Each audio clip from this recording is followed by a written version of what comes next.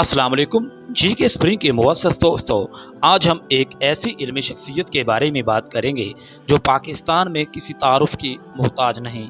हम बात कर रहे हैं डॉक्टर मोहम्मद फ़ारूक खान की, जो पाकिस्तान के एक मशहूर माहिर नफ्सियात, इस्लामिक स्कॉलर और वाइस चांसलर जामिया सवाद थे।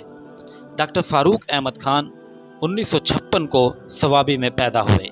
शमाल मगरबी पाकिस्तान में इन्होंने तालिबान की सख्त मज़ामत की। कई मौक़ों पर फ़ारूक खान ने कहा कि जो लोग मासूम लोगों को दहशतगर्दाना कार्रवाइयों में निशाना बनाते हैं, इनका इस्लामिक तालीमात से कोई ताल्लुक़ नहीं।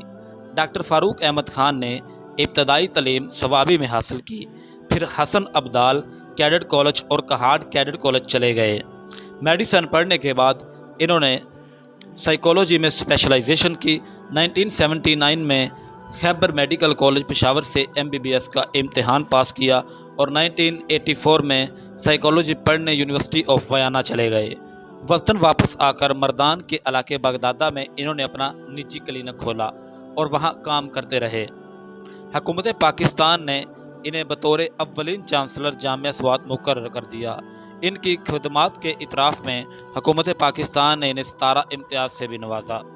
पेशे के लिहाज से डॉक्टर फ़ारूक माहिर नफ्सियात थे और अक्सर टॉक शोज़ में हिस्सा लेते और दहशतगर्दाना कार्रवाइयों पर तनकीद करते थे। तालब इल्मी के ज़माने में फ़ारूक जमात इस्लामी की जमीयत तलबा इस्लाम से मुंसलिक रहे, ताहम बाद में एक किताब लिखने पर इन्हें जमात इस्लामी से निकाल दिया गया और फिर तहरीक इंसाफ पाकिस्तान से मुंसलिक हो गए। डॉक्टर फ़ारूक अहमद खान ने मंदरजा झैल किताबें लिखी हैं।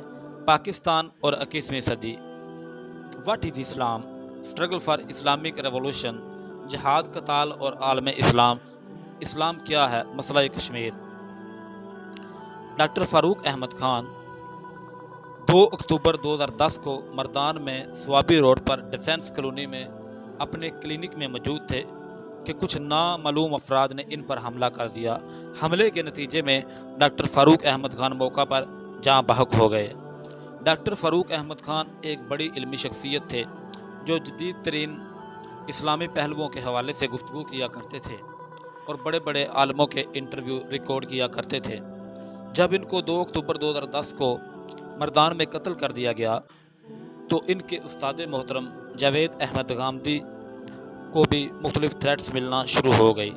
इसलिए उन्होंने पाकिस्तान छोड़कर मलेशिया में जाने का फैसला कर लिया।